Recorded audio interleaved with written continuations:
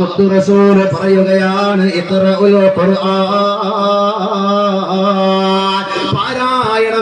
പാരായണം ചെയ്യ്. എന്തുകൊണ്ടെന്നറിയോ? ഫഇന്നഹു യഅതി യൗമൽ ഖിയാമ.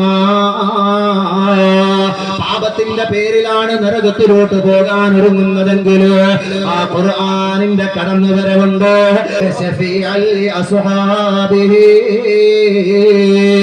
അന്ന് കരം പിടിക്കാൻ ഓടി വരുന്ന മറ്റൊരു ശുപാർശകനാണ് അല്ലാഹുവിന്റെ വിശുദ്ധമായ ഖുർആൻ.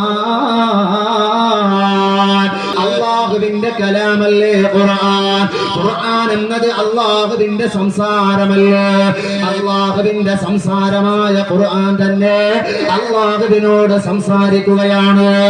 വിട്ടുവീഴ്ച കൊടുക്കണം അല്ലാ, മാപ്പ് കൊടുക്കണേ അല്ലാ, അവനിക്ക് പുറത്തു കൊടുക്കണേ അല്ലാ എന്ന് പറഞ്ഞിട്ട് നിന്നെ ചേർത്ത് പിടിക്കുന്നവരത്രേ അല്ലാഹുവിന്റെ വിശുദ്ധമായ ഖുർആൻ.